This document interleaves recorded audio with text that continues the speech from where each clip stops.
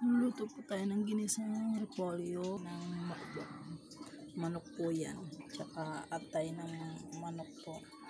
Tsaka sibuyas, bawang lang po. Magagisa na po tayo ng bawang.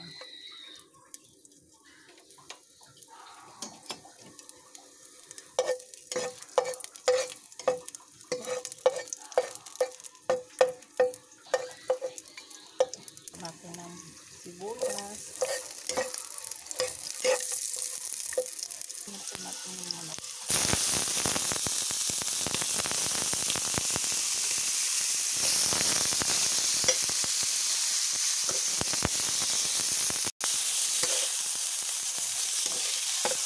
Takpan po natin.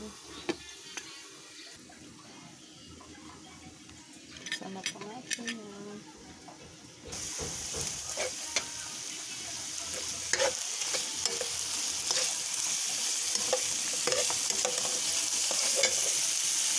Ito po, leftover po yun ng kahapon po parang ulam ng po yung atay ng manok.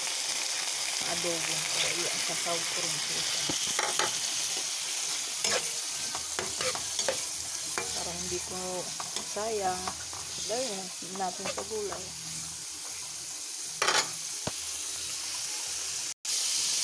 Mas natin yung repolyo.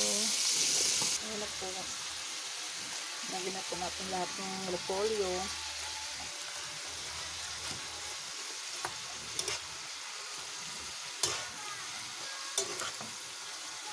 Haluin lang po.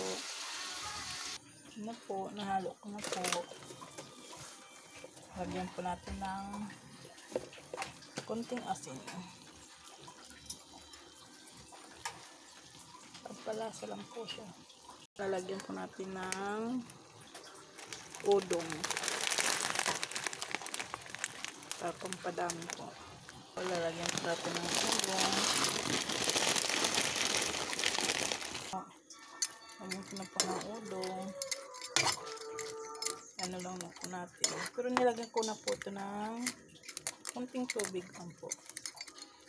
Para maluto lang po itong udong ito.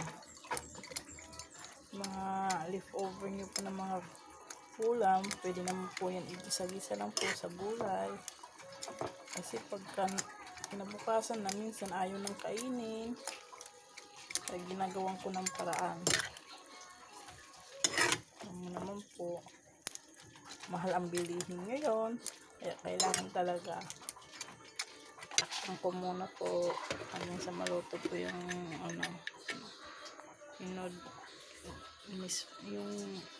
yung udong po. Ito, binuksan na po natin. Ito po, luto na po siya. Pwede na po tayo kumain. Kain na po tayo.